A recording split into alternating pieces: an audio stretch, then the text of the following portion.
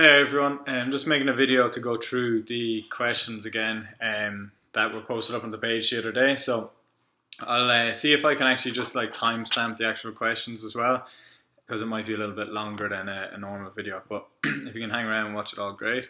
First question was from Sarah, and it was about coffee, and it was just saying, I know it can like dehydrate you, but is it an issue if you're actually having coffee or not having coffee? And there was also a question about dairy. So dairy isn't an issue if it's not an issue for the person. Like, some people will have issues with dairy and breaking down lactose and stuff, but if you don't have an issue with dairy, you don't necessarily have to remove dairy or anything.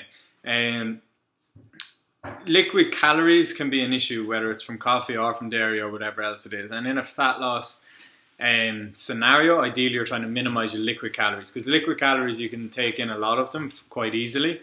Whereas like a 200 or 300 calorie difference in terms of your food, you'd notice that. Whereas like you can just drink that easily. So that would be the other option, or the other kind of thing to consider in terms of coffee and dairy in general. Like if it's like I looked at a Starbucks some sort of iced coffee thing yesterday. I don't drink them. I was just looking at it online, and it was like 40 grams of sugar and like 300 calories in this drink that it's basically like a dessert people are having. So. But if it's going to be a black coffee or your very basic standard one, I mean, it's generally not going to be an issue if everything else is taken care of. So if those calories aren't contributing to you going over your calories, say, if you can afford to have like the 200 or 300 calories in a drink, say. So if you do have a favorite drink, I'd actually look up where you get it from and see if they have the nutrition information, and that might give you a better idea. Coffee in general, like black coffee, there's no major issues with it. That's going to be calorie free, and like caffeine is one of the single best things in the sports world, like in terms of performance, one of the best ergogenic aids. So say like if I was working with Kildare and the GA teams and stuff like that, I would have given them caffeine pills before their matches, and if I'm playing a match, I will take caffeine beforehand. But the issue with that for day-to-day people is that that effect, the positive effect that caffeine can have, is like dulled over time. So the more you have of it, the less of an effect it has. So, but generally having coffee in a day-to-day sense, no issue if everything else is considered. But I would try and factor it in terms of drinking more water. So some people will come in and say, well, I have like 4 coffees a day and 2 glasses of water. So that's 6 glasses of water. But technically, if it's going to naturally dehydrate you, I mean, I would just try and like not consider it as part of your water intake. So still try to hit your 2 litres over the course of the day, not including coffee. And the other consideration for coffee and caffeine in general is the dependency factor. So if it's a case that you can't wake up, like I know you've mentioned there, you can't wake up and go a day without it, then it's maybe a little bit of an issue. So it doesn't mean that you have to knock it on the head or anything like that, but ideally, like, we don't want to be in a relationship with food like that where we're dependent on something or relying on something, just so you have better control. So I mean, maybe challenge yourself to trim it down a little bit and get by on the least amount of caffeine or coffee needed, rather than just dependent on it, because it can cover up other issues. Like it can cover up your lack of sleep or not having sleep, being not having good sleep, say. So that's kind of a long-winded way around the coffee. So like if everything else is considered, it's not a major issue. It's not like bad for you or anything like that in general. It's bad for you if it's with a bagel or biscuits or whatever else constantly, and it's a high sugar drink or whatever. And there is some variance between drinks, so maybe just look up whichever one you're having. Breed is asked about sauces, so are they to be avoided altogether? And I know there was a reply from Aoife about Frank's hot sauce is actually a better one. So yeah, like ketchup is particularly quite bad because it's really high sugar. Mayonnaise isn't too bad because it's more of a fat-based product. Like in terms of cooking sauces, you know, like generally as homemade and least processed, the better. So instead of buying like a ready-made Dolmios, which if you have a look is actually full of sugar and full of salt, it would be making your own one with some spices and some chopped tomatoes. And same with a curry, instead of buying like a ready-made curry, make your own curry with spices, maybe some paste and some coconut milk. Frank's hot sauce is a good one to add a bit of flavour to something.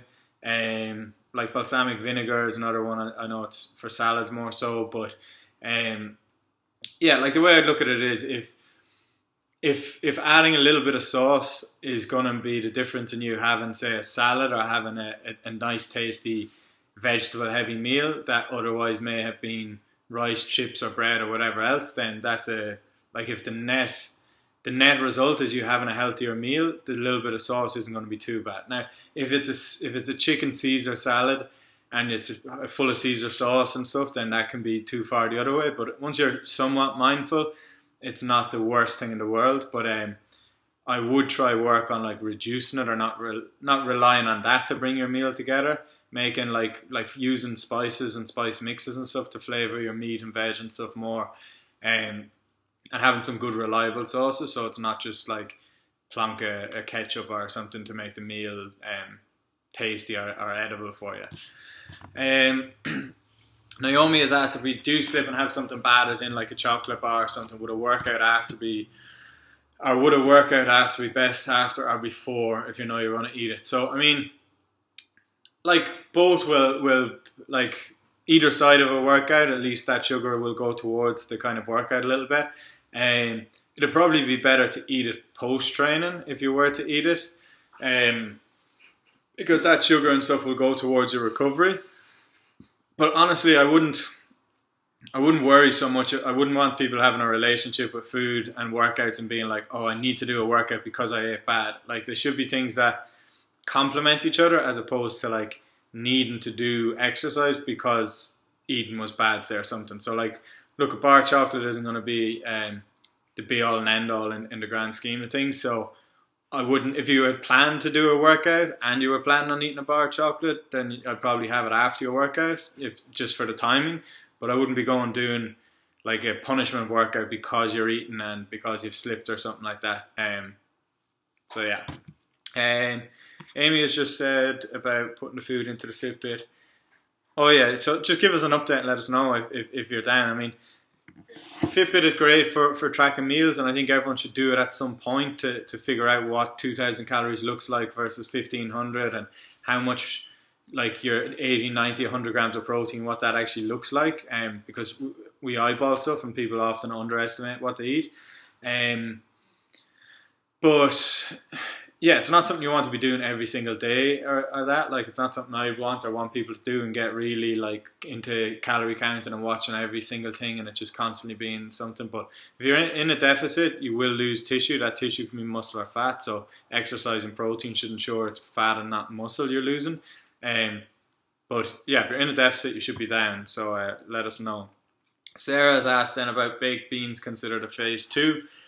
So yeah, baked beans are gonna contain more carb than protein. They're a bit of a hybrid food where they're gonna contain carbs and protein. Your traditional like Heinz baked beans will have, I think it's 20 grams of sugar in a tin. So and that's they have as much sugar as they do protein in it. So what we usually say is you can have beans at any stage on a training day because they're a bit of a hybrid and they're a good way to bulk up your meals and you know, you're getting good fiber from them as well, so they're filling without so you can still have like veg heavy meals and get a bit of filling from it too.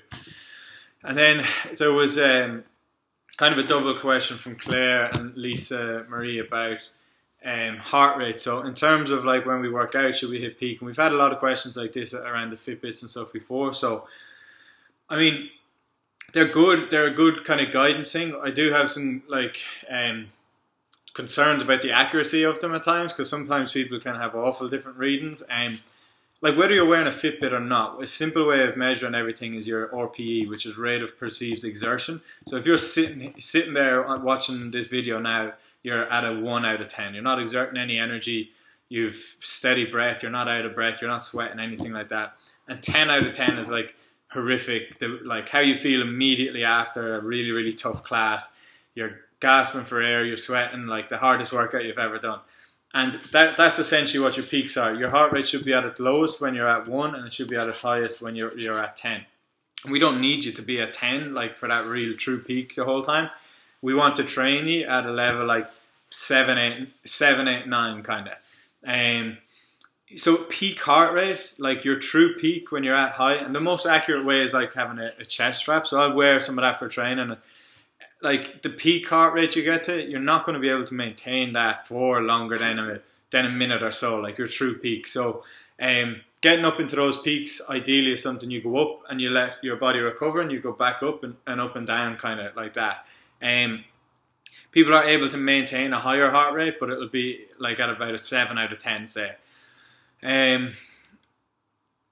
So yeah, it does, like if you feel like you're giving 100% and you feel like you're pushing up that 7, 8, 9 out of 10 effort level, whether the Fitbit says it or not, you probably are. And like there's been tons of studies done that show that like it's highly accurate, that 1 to 10 scale, along with people's max heart rate.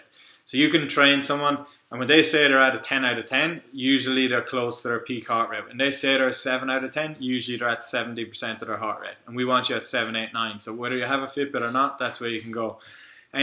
Resting heart rate should get lower the fitter you get. So as you become fitter, your lower, like your resting heart rate when you wake up first thing in the morning should see like a gradual decrease. So that's another good way to measure your kind of fitness. If you are regularly tracking your heart rate in the mornings, you can start to see variations. And for my heart rate will be about 44 in the morning, like 44 to 46 say at the moment. When I wake up first thing in the morning, and that'll be the lowest it has hit all night, say. But some mornings if I wake up and my heart rate, the lowest heart rate I hit all night was like 51 or 52. My body hasn't recovered then from the training that I've done. And then you can kind of pull back a little bit on that day. So the days that I have a higher heart rate, if it's like significantly higher, like 5 to 10 beats higher, that's a day that technically your CNS, your central nervous system is activated, is still firing, isn't fully recovered. So you can start to match it up to how you feel in general. And heart rates, all the heart rate stuff we do, all the tools we use, that ring I wear to track my heart rate, all it does essentially is get you better at listening and being in more sync with your body. So after a while you can start to tell, like you can nearly guess, and you say, look, I guarantee my heart rate's a little bit higher today, I don't feel I'm fully recovered. And sure enough, you'll check and it is. So ultimately the tools that we use shouldn't be something that we depend on for life or anything.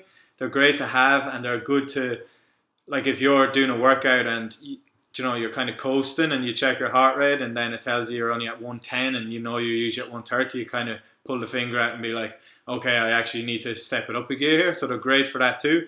But the main benefit, I think, really and ideally the end goal is that you use them to like illustrate and the stuff that your body's trying to tell you anyways. So then Lisa Marie has said, yeah, I mean, like if you're having, look, I'd go back to that RPE. If there's differences in your peaks and different things, I wouldn't be putting like too much emphasis in it. Like you'll know when if you want to test to compare, I would try borrow a chest strap from someone and measure that way. That's going to be a little bit more accurate. But yeah, like look, they define your peak. Everyone's peak is differently, and they define it just off some rudimentary numbers like just your age and stuff. So like, yeah, a standard resting heart rate is ideally anywhere like, they say like 70 is an average resting heart rate. If you're active and fit, it should be closer to 60.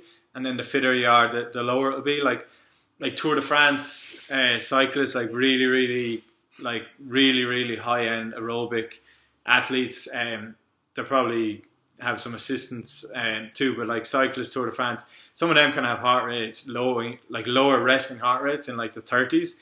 But that's really low. So generally, people are like 72 beats per minute is the average heart rate, they say. But if you're training and stuff, ideally you get it closer to 60 and then lower down again. So yeah, that's a long one, but hopefully you stuck with it. I'll hopefully be able to timestamp some of the questions, and any further ones, just pop them in a question below.